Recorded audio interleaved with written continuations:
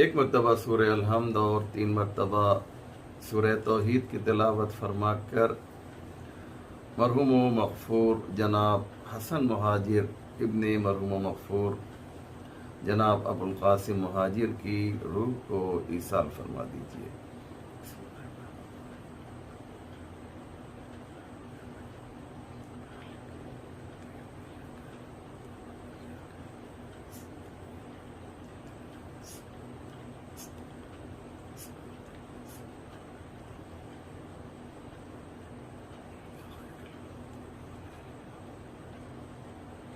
لا حول ولا قوة الا باللہ العلی العظیم، حسبنا اللہ ونعم الوکیل، نعم المولا ونعم النصیر۔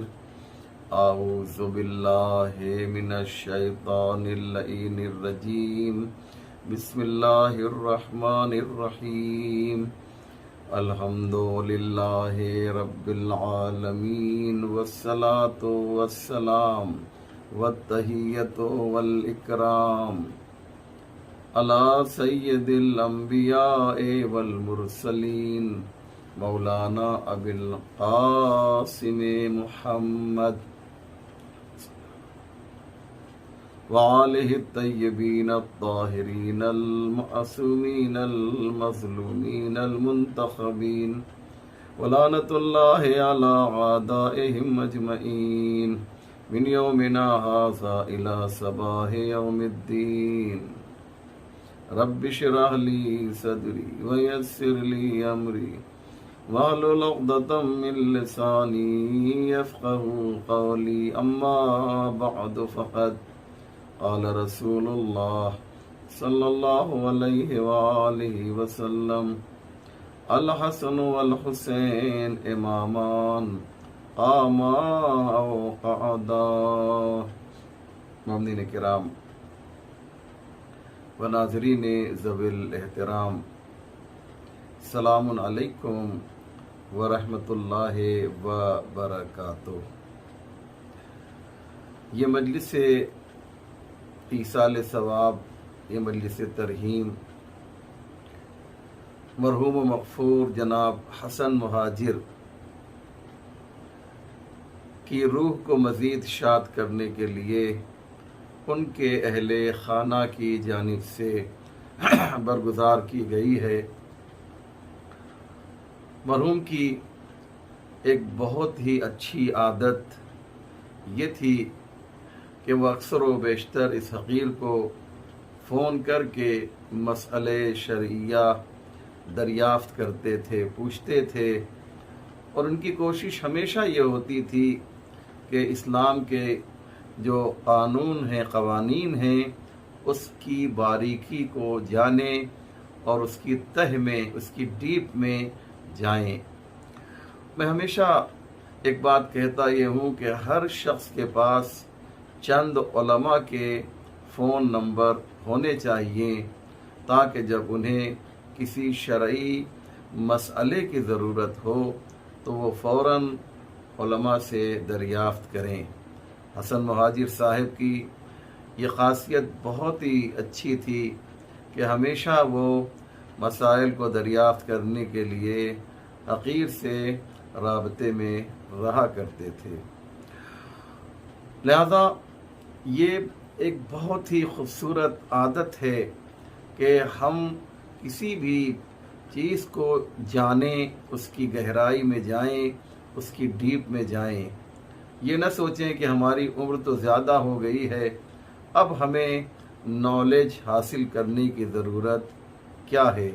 بڑی بڑی شخصیتیں گزری ہیں ہر مذہب میں کہ جنہوں نے یہ احساس کر لیا تھا کہ اب ان کی زندگی کے چند دن بچے ہیں، پھر بھی وہ بستر کے اوپر آخر تک جو ہے وہ نالج کو حاصل کرتے رہے، وہ علم حاصل کرتے رہے۔ واقعات بہت ہیں، میں آپ کو ایک واقعہ سنانا چاہتا ہوں تاکہ مرحوم حسن مہاجر کو خراج عقیدت بھی پیش کیا جائے۔ اس واقعے کے ذریعے سے کہتے یہ ہیں کہ ایک 70 سال سے 75 سال کے درمیان کا ایک بوڑھا انسان تھا اسے یہ احساس ہوا کہ اس نے اب تک جو ہے اپنی زندگی میں کو جیسے گزارنا چاہیے تھا نہیں گزارا، اور وہ کسب علم کے لیے، علم حاصل کرنے کے لیے وہ اپنے گھر سے نکلا، اور اسے ایک جوان ملا جس کی عمر جو ہے تقریباً 18 سال کے آس پاس تھی۔ اس سے کہا بیٹا میں کچھ پڑھنا چاہتا ہوں، کیا مجھے تم تعلیم دو گے، مجھے پڑھاؤ گے؟ اس نے کہا ہاں بالکل میں حاضر ہوں، جو بھی میرے پاس ہے وہ میں آپ کو دینے کے لیے تیار ہوں۔ توجہ کیجئے گا، بہت خوبصورت یہ داستان ہے، بہت ہی دلکش اور بہت ہی جاذب ہے یہ داستان۔ سنیں عزیزو، وہ بوڑھا جو ہے اس جوان کے پاس جانے لگا۔ ایک دن جو ہے کچھ لوگ ادھر سے گزر رہے تھے، انہوں نے دیکھا عجیب منظر ہے، ایک بوڑھا انسان جو ہے ایک جوان سے تعلیم حاصل کر رہا ہے۔ انہوں نے ہنسنا شروع کیا، طنز کرنا شروع کیا، ٹونٹ کسنا شروع کیا۔ یہ دیکھیے ایک بوڑھا جو ہے وہ ایک جوان سے علم حاصل کر رہا ہے، ایسا لگتا ہے کہ ان کے اعتبار سے یہ بہت بڑا جرم کر رہا ہو، گناہ کر رہا ہو۔ اور اس کے بعد ان لوگوں نے کہا کتنا بے شرم ہے یہ بوڑھا جو ایک بچے سے جو ہے علم حاصل کر رہا ہے۔ یہ بات اس بوڑھے کے کان میں گئی، اس نے کیا حسین جواب دیا، کیا خوبصورت جواب دیا اس بوڑھے نے۔ سنیے پوری توجہ کیجیے گا، میری طرف متوجہ رہیں۔ اس بوڑھے نے کیا اچھی بات کہی۔ اس بوڑھے نے کہا تم نے کیا کہا کہ میں بے شرم ہوں اور میں ایک بچے سے علم حاصل کر رہا ہوں؟ یاد رکھو ابھی اس وقت میں بے شرم نہیں ہوں، جب میں اس بچے کے پاس نہیں آیا تھا علم حاصل کرنے کے لیے، اس وقت میں بے شرم تھا جب علم حاصل کرنے کے لیے اس کے پاس نہیں آیا تھا۔ اب تو میں شرم والا ہو گیا ہوں، مجھے یہ احساس ہوا ہے کہ انسان کو جاہل نہیں رہنا چاہیے۔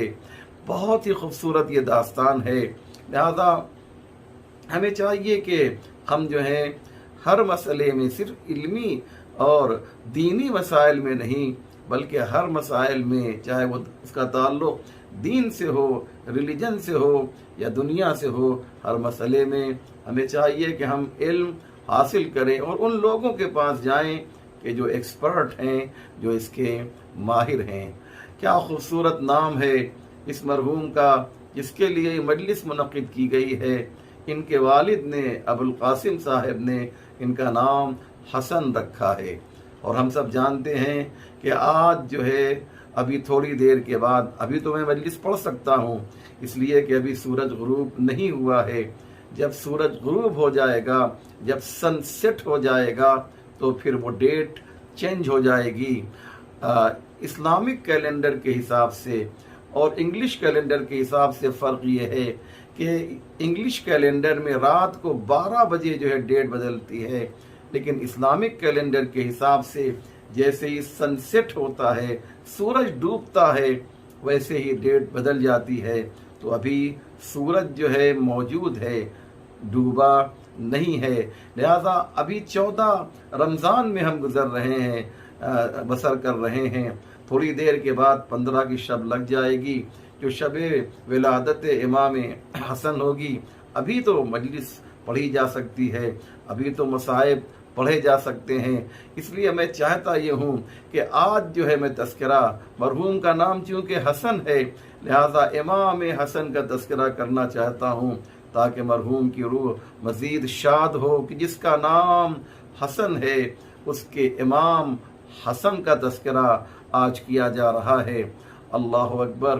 امام حسن کتنی عظیم ہستی کا نام ہے، ہمارے دوسرے امام ہیں، پیغمبر اسلام کے یہ سبت اکبر ہیں، اور جب ان کی ولادت ہوئی ہے عزیزو تو جبریل امین جو ہے وہ نازل ہوئے، اور نازل ہونے کے بعد وہ خود امام حسن کے نام کو لے کر آئے۔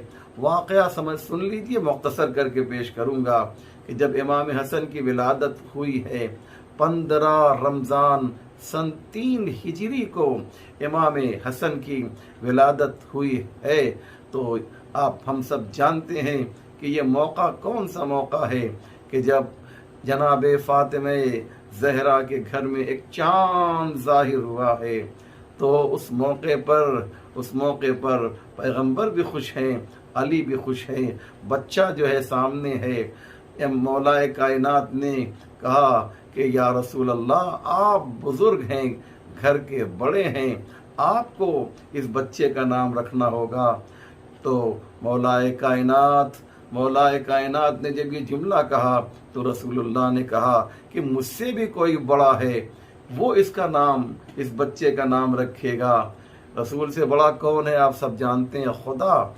चुनांचे ये गुफ्तगू हो ही रही थी कि जनाब जिब्रील अमीन नाजिल हुए, और नाजिल होने के बाद वो कहते हैं कि या रसूल अल्लाह, अल्लाह ने बाद तोहफ़े दुरूद व सलाम ये फरमाया है कि इस बच्चे का नाम, अपने नवासे का नाम, अपने ग्रैंड सन का नाम जो है वो हारून के बेटे के नाम पर रख दीजिए, क्योंकि आपको अली से वही निस्बत है जो मूसा को हारून से थी, और हारून के 2 बेटे थे। पहले बेटे का नाम शब्बर था। तो रसूल खुदा ने कहा शब्बर तो गैर अरबी है, अरबी नहीं है। तो कहा शब्बर का तर्जुमा जो है वो अरबी में हसन हुआ करता है, लिहाजा तय पाया कि इनका नाम जो है हसन रख दिया जाए। हसन का तर्जुमा क्या होता है? हसन यानी खूबसूरत, जिसे इंग्लिश में ब्यूटीफुल कहा जाता है। हसन का मतलब खूबसूरत, लेकिन ये वो लफ्ज़ है जो अरब जो है क्वालिटी के तौर पर, सिफत के तौर पर इस्तेमाल तो कर रहे थे, लेकिन तारीख बताती है कि इमाम हसन के इस नाम को जो है किसी भी अरब ने नहीं रखा था, पहले शख्स हैं। अगरचे इस लफ्ज़ को सिफत के तौर पर, क्वालिटी के तौर पे अरब इस्तेमाल करते थे, लेकिन नाम किसी का नहीं रखा। शायद अल्लाह ने इस नाम को महफूज रखा कि जब आखिरी नबी के घर में एक नवासा आएगा तो मैं खुद जो है इस नाम को अपने नबी के नवासे को दूंगा ताकि मेरी तरफ से नाम रखा जाए। तो ये एक बात आपके जहन में आई, लेकिन अब एक सवाल ये है कि अल्लाह ने नाम क्यों रखा और ये नाम गैर खुदा ने क्यों नहीं रखा? याद रखिएगा, अल्लाह जो है वो मुस्तकबिल से वाकिफ़ है। हम और आप नाम रखेंगे तो उसका असर और फ़र्क और होगा, और अल्लाह नाम रखेगा।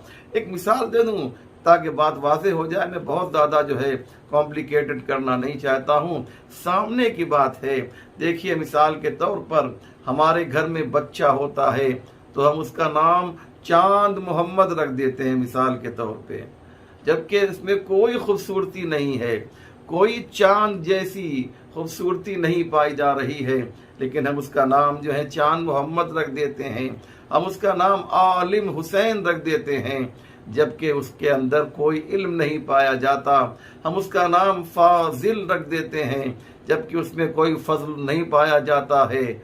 अगर कहा जाए कि भाई आपने अपने बच्चे का नाम आलिम कैसे रख दिया, आपने अपने बच्चे का नाम फाजिल कैसे रख दिया, जबकि न इसके पास इल्म पाया जा रहा है, न इसके पास फजल पाया जा रहा है। किसी का नाम कमर होता है, कमर यानी चांद, किसी का नाम आफताब होता है, आफताब यानी सूरज, न उसके अंदर वो चमक पाई जाती है, न उसके अंदर चांद जैसी खूबसूरती पाई जाती है, लेकिन उसके बाद भी उसको ये नाम दिया जाता है। तो अगर पेरेंट्स से आप पूछिएगा कि आपने अपने बच्चे का नाम चांद कैसे रख दिया, आपने अपने बच्चे का नाम आलिम कैसे रख दिया, तो वो ये कहेंगे हमने इस नाम को अलामत के तौर पे रखा है, किरदार की और कैरेक्टर की गारंटी जो है हम नहीं दे सकते हैं। लेकिन याद रखिएगा, जब आम इंसान जो है नाम रखेगा तो वो अलामत के तौर पे होगा, लेकिन जब वो नाम कोई नाम खुदा रखेगा तो उसके अंदर वो सिफत पाई जाएगी।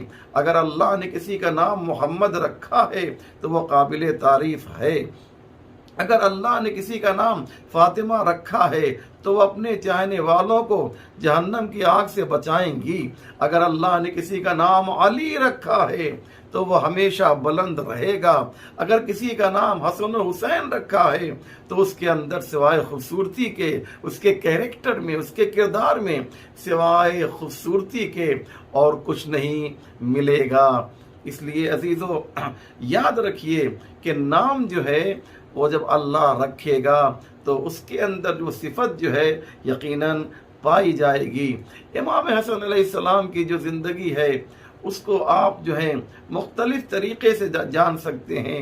امام حسن علیہ السلام جیسا کہ میں نے اشارہ کیا کہ 15 رمضان المبارک کو آپ جو ہے اس دنیا میں تشریف لائے، جب 3 ہجری تھی، 3 ہجری کو آپ اس دنیا میں تشریف لائے، اور اس کے بعد آپ نے کیسے کیسے مصائب و آلام دیکھے، آپ کے سامنے کیسے کیسے واقعات ہوئے ہیں۔ مثلا سن 5 ہجری میں، 3 ہجری میں آپ کی ولادت ہوئی، سن 5 ہجری میں جنگ خندق ہوئی ہے، سن 6 ہجری میں صلح حدیبیہ ہوئی ہے، سن 7 ہجری میں جنگ خیبر ہوئی ہے، سن 8 ہجری میں فتح مکہ ہوا ہے، اور اس کے بعد سن 9 ہجری میں امام حسن نے مباہلے میں شرکت کی ہے۔ مباہلہ آپ سب جانتے ہی ہیں نا، عیسائیوں کے مقابلے میں امام حسن بھی گئے تھے، اور عیسائیوں نے جب ان چہروں کو دیکھا تو اپنی شکست کا اعلان کر دیا اور ٹیکس دینا منظور کیا اور کہا ہم آپ سے مباہلہ نہیں کریں گے۔ اور جب 10 ہجری آئی ہے تو 10 ہجری میں جو ہے آخری حج جو پیغمبر نے کیا، جسے حجۃ الوداع کہا جاتا ہے، اس حج میں بھی جو ہے آپ شریک رہے۔ 11 ہجری جب آئی ہے تو 11 ہجری 28 صفر جب آئی ہے تو آپ کے نانا جو ہیں وہ اس دنیا سے رخصت ہوئے، اور اس کے بعد آپ کی والدہ گرامی کا سایہ بھی آپ کے سر سے اٹھ گیا۔ اس کے بعد حق علی کو غصب کر لیا گیا، اور نتیجہ یہ ہوا کہ امام حسن علیہ السلام اپنی آنکھوں سے یہ سب دیکھتے رہے۔ پہلی حکومت آئی تو 2.25 سال جو ہے وہ حکومت رہی۔ اس کے بعد یہ ان کے جانے کے بعد جب دوسرا دور حکومت آیا، دوسری خلافت آئی، تو وہ جو ہے 10 سال تک وہ حکومت کرتے رہے، یہاں تک کہ جب تیسرا دور آیا تو تیسرے دور میں بھی 12 سال تک جو ہے حکومت ہوئی، اور اس کے بعد جو ہے مولائے متقیان کا زمانہ آیا، اور آپ کی جو حکومت تھی، آپ کا جو زمانہ تھا، اس میں تو اس قدر طوفان تھے مصیبتوں کے اور پریشانیوں کے کہ جسے مولائے کائنات کو فیس کرنا پڑ رہا تھا۔ قتل عثمان کے انتقام کے بہانے سے جنگ جمل چھیڑی گئی، اور اس کے اندر ہزاروں مسلمان جو ہیں وہ اپنی جان ان کو دینی پڑی۔ اس کے بعد پھر جنگ جمل جب ختم ہوئی، یہ فتنہ ختم ہوا، تو پھر حاکم شام کی جانب سے جنگ صفین ہوئی، اور جنگ صفین کے بعد پھر جنگ نہروان ہوئی۔ جنگ نہروان جو ہے خوارج سے مولائے کائنات کو جنگ کرنی پڑی۔ یہ سارے واقعات میں اس لیے بتا رہا ہوں کہ آپ ذرا اندازہ لگائیں کہ امام حسن علیہ السلام کی جو زندگی تھی، وہ زندگی جو ہے کس قدر دشوار تھی، اور اس میں جو ہے جنگ صفین میں کیا ہوا ہم اور آپ سب جانتے ہیں۔ اس کے بعد جنگ نہروان ہوئی، جنگ نہروان میں مولائے کائنات کو خوارج سے لڑنا پڑا۔ یہ سب امام حسن دیکھ رہے تھے۔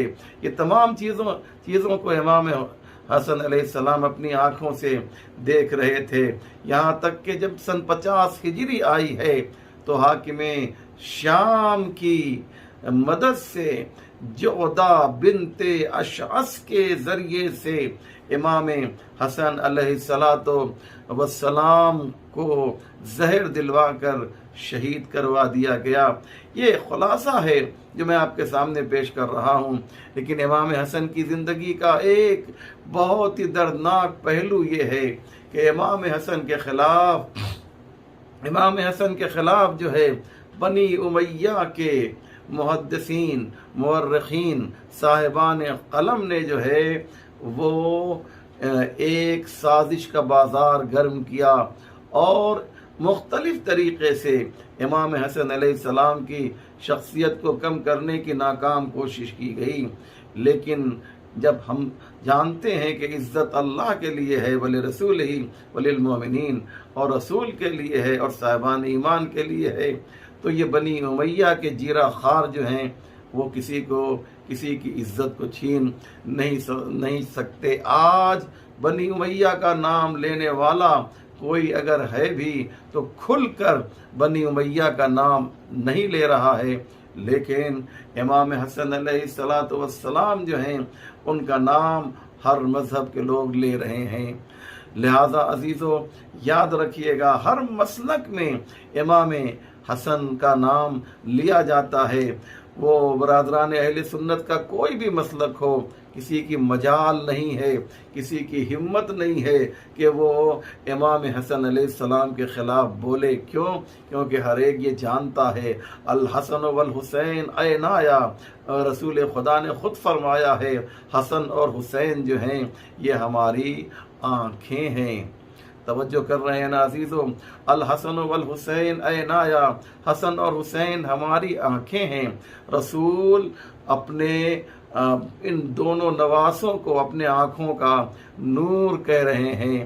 قرآن کیا کہہ رہا ہے؟ قد جاءکم من اللہ نور و کتاب مبین، دیکھو تمہاری طرف ہم نے جو ہے نور بھیجا ہے اور کتاب مبین بھیجا ہے۔ تمام مسلمانوں کے فرقے متفق ہیں کہ نور سے مراد جو ہے پیغمبر اسلام کی ذات ہے۔ تو یاد رکھیے، جو کائنات کے لیے نور ہو اسے محمد مصطفیٰ کہتے ہیں، اور جو محمد مصطفیٰ کے لیے نور ہو اسے حسن کہا جاتا ہے، اسے حسین کہا جاتا ہے۔ بات واضح ہو رہی ہے نا؟ امام حسن علیہ السلام اور امام حسین علیہ السلام کو پیغمبر اسلام نے مختلف موقعوں پر جو ہے پہچانوایا ہے، تاکہ دنیا امام حسن کی عظمت کو پہچانے کہ رسول کبھی جو ہے ان کو دوش پہ سوار کرتے ہیں، کبھی انہیں پشت پر سوار کرتے ہیں۔ عید کے دن جو ہے جب یہ کہا جاتا ہے کہ جب نانا سے یہ دونوں بچے کہتے ہیں کہ آپ دیکھتے نہیں ان کے پاس سواری ہے، ان بچوں کے پاس یہ عیدگاہ جو ہے سواری پر بیٹھ کے جا رہے ہیں، تو پیغمبر کہتے ہیں تم ہماری پشت پر سوار ہو جاؤ۔ یہ ہے عظمت امام حسن علیہ السلام کی۔ ہاں عزاداروں، لیکن اتنا کچھ کرنے کے بعد مختلف موقعوں پر امام حسن علیہ السلام کی عظمت بیان، پیغمبر اسلام نے عظمت بیان کی، اور اس کے بعد بھی کچھ ایسے لوگ سامنے آئے کہ جنہوں نے امام حسن کی شخصیت کو معاذ اللہ کمزور کرنے کی ناکام کوشش کی۔ اور کیا کہا؟ میں صرف بہت سی باتیں ہیں لیکن میں صرف ایک امپورٹنٹ بات کرنا چاہتا ہوں۔ میرے جوان بھی اس وقت مجھے سن رہے ہیں، پوری توجہ کے ساتھ سماعت فرمائیں گے۔ بہت ہی امپورٹنٹ بات ہے جو پیش کرنے جا رہا ہوں۔ انہوں نے کیا کہا؟ یہ جو بنی امیہ کے یہ جو کارندے تھے، یہ جو بنی امیہ کے نمائندے تھے، یہ جو بنی امیہ کے لیے کام کر رہے تھے، انہوں نے کیا کہا؟ انہوں نے کہا امام حسن جو ہیں انہوں نے صلح کی اور امام حسین نے جنگ کی۔ اس کی وجہ وہ بیان کرتے ہیں، وہ کہتے یہ ہیں معاذ اللہ کہ امام حسن کا مزاج سرد تھا، ٹھنڈا تھا، اس لیے آپ نے صلح کی، اور امام حسین کا مزاج گرم تھا، اس لیے آپ نے جنگ کی۔ توجہ کر رہے ہیں نا عزیزو؟ توجہ کر رہے ہیں نا؟ کس طریقے سے آپ دیکھیے کہ واقعہ کربلا کے بعد ایک سازشوں کی का सिलसिला था जो आगे बढ़ रहा था। लेकिन अजीज़ों, मैं चाहता ये हूँ कि आपकी खिदमत में अर्ज़ करूँ कि पैगंबर इस बात को जानते थे कि मेरे बाद जो है और करबला के वाक़े के बाद ये सब कुछ होगा। लिहाजा पैगंबर ने अपने ज़माने में ही ये ऐलान कर दिया था कि अल हसन वल हुसैन इमामान कामा औ क़अदा। हसन और हुसैन ये दोनों के दोनों इमाम हैं। ये चाहे जंग करें तब भी इमाम हैं, ये सुलह करें तब भी इमाम हैं। यानी क्या मकसद? यानी पैगंबर ने ये बताना चाहा कि देखो, इनको जो है इमामत से जुदा नहीं कर सकते, और जो इमाम हुआ करता है उसका अपना ज़ाती कोई मिजाज नहीं होता है, उसका वही मिजाज होता है जो खुदा का हुआ करता है। वमा तशाऊना इल्ला अन यशा अल्लाह, ये वही चाहते हैं जो अल्लाह चाहता है। इनकी अपनी कोई मर्जी होती ही नहीं है, इनकी वही मर्जी होती है जो खुदा की मर्जी होती है। ये पैगंबर ने तो पहले ही बता दिया था। अब आइए कुछ तज्जिया व तहलील किया जाए ताकि जो है बात इंशाअल्लाह आप तक जो है पहुंच सके।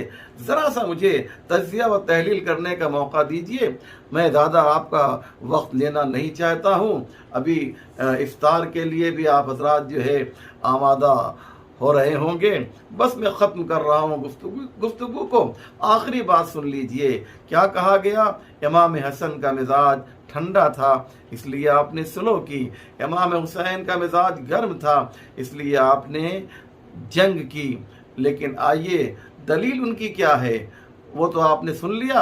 अब हम आपको एक छोटी सी बात बताना चाहते हैं। मौलाए कायनात हज़रत अली इब्न अबी तालिब अलैहिस्सलातु वस्सलाम की जो शहादत हुई है वो 21 रमज़ान सन 40 हिजरी को हुई है। तवज्जो कर रहे हैं ना? यानी सन 4। और इमाम हसन की जो शहादत हुई है वो 28 सफ़र सन 50 हिजरी को हुई है। 10 साल जो है इमाम हसन जो है उनकी इमामत है, और 10 साल जो है समझ लीजिए कि उनके सुलह का भी कुछ कम ज़्यादा कर लीजिए, तकरीबन 10 साल जो है उनके सुलह का ज़माना है।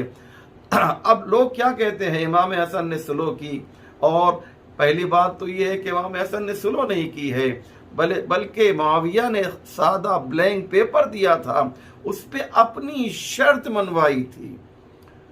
मेरी बात काश आप तक पहुंच जाए। बहुत इंपॉर्टेंट बात मैं कह रहा हूं। इमाम हसन अलैहिस्सलातु वस्सलाम ने अपनी शर्त मनवाई थी कि देखो मुआविया, तुम जो है यजीद को अपने बेटे को अपना खलीफा नहीं बनाओगे, अपना जानशीन नहीं बनाओगे, कुरान और सुन्नत पर अमल करोगे। ये इस बात की दलील है, ये शर्त लगाना बता रहा है कि इमाम हसन जानते थे कि हाकिम शाम जो है वो कुरान और सुन्नत पर अमल नहीं करेगा। तो ये सन 40 हिजरी से लेकर सन 50 हिजरी तक ये ज़माना इमाम हसन का है, ये सुलह का ज़माना है, और इमाम हसन ने सुलह की। लेकिन सन 50 हिजरी से लेकर सन 60 हिजरी तक, यानी 22 रजब सन 60 हिजरी को जो है हाकिम शाम जो है दुनिया से गया। तो अब आप अंदाज़ा लगाएं कि इमाम हसन जो है सन 50 हिजरी में शहीद हुए, और सन 50 हिजरी से लेकर सन 60 हिजरी का ज़माना जो है इमाम हसन का ज़माना नहीं है, बल्कि इमाम हुसैन का ज़माना है। अगर इमाम हुसैन का मिजाज गर्म होता तो ये 10 साल इमाम हुसैन का जो मुआविया के ज़माने के साथ गुजरा है, अगर इमाम हुसैन के मिजाज में गर्मी होती तो इमाम हुसैन ये कह देते कि मैं तो सुलह नहीं करूंगा, मेरे भैया ने किया है, माज़अल्लाह मेरा मिजाज गर्म है, मैं जंग करूंगा। लेकिन 10 साल तक सन 50 हिजरी से लेकर सन 60 हिजरी तक इमाम हुसैन की खामोशी ये बता रही है कि जो सुलह इमाम हसन ने की थी वही सुलह इमाम हुसैन भी कर रहे हैं। इंशाअल्लाह बात आप तक पहुंची होगी। अब आइए गुफ्तगू को और जरा सा वाज़ेह कर दिया जाए, और अब आइए करबला चलते हैं। तो यहाँ पर यह बात समझ में आ रही है कि सन 50 हिजरी से लेकर सन 60 हिजरी तक इमाम हुसैन खामोश नहीं हैं, बल्कि खुद को सुलह हसन में दाखिल कर रहे हैं। ये तो एक बात हो गई। अब आइए दूसरी बात मैं आपके सामने पेश करना चाहता हूँ। आशूर का दिन आया, जनाब कासिम इमाम हुसैन के पास आते हैं, इज़्न वग़ा तलब करते हैं, जिहाद की इजाज़त तलब करते हैं। मौला हुसैन इजाज़त नहीं देते। ये आपका सुना हुआ है, मैं सिर्फ इशारा कर रहा हूँ।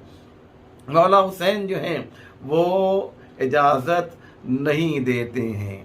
मौला हुसैन और कहते हैं, बेटा कासिम, मैं तुम्हें कैसे मरने की इजाज़त दे दूँ, तुम तो मेरे भैया हसन की निशानी हो। और जब इजाज़त नहीं दी तो पुश्ते खैमा पर जाकर जनाब कासिम जो है खूब रोए। रोते रोते जनाब कासिम के जहन में बात आई कि जब मेरा बाबा दुनिया से रुखसत हो रहा था तो उसने मेरे बाजू में एक तावीज़ बांधी थी और कहा था कि जब मेरे भैया हुसैन पर कोई सख्त मुसीबत पड़े तो इस तावीज़ को पढ़ लेना। जनाब कासिम को याद आया, अब इससे ज़्यादा मुसीबत कौन सी होगी। लिहाजा उस तावीज़ को खोला, उसमें क्या लिखा हुआ था? उसमें यही लिखा हुआ था कि मेरे लाल कासिम, करबला में हर एक अपनी अपनी तरफ से कुर्बानी पेश कर रहा होगा। मेरे लाल, तुम मेरी तरफ से अपनी जान अपने चचा हुसैन पर कुर्बान कर देना। अल्लाह अकबर। आपने सुन लिया ना, इमाम हुसैन अलैहिस्सलातु वस्सलाम की जान के कदमों पे अपनी जान को कुर्बान कर देना। इमाम हसन जो है ये कासिम को तावीज़ थोड़ी लिख रहे हैं, बल्कि खुद को हुसैन की जंग में शामिल करके बता रहे हैं कि मेरा मिजाज न गर्म है न मेरा मिजाज सर्द है। जब सुलह का मौका आया तो मैंने सुलह की, और जब जंग का मौका आ रहा है तो कासिम के जरिए से मैं जंग कर रहा हूँ। तो इमामत के मिजाज में न सर्दी होती है न गर्मी होती है। इमाम वही चाहता है जो खुदा चाहता है। इमाम वही करता है जो इस्लाम के फायदे के लिए हुआ करता है। लिहाजा जाने मोहतरम, ये बात जो है हमें और आपको समझने की ज़रूरत है। ये मजलिस जो है मजलिस से ईसाल सवाब है।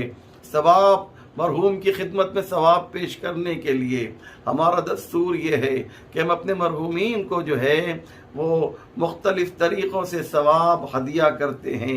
उनमें से एक तरीक़ा जो है मजलिस का है।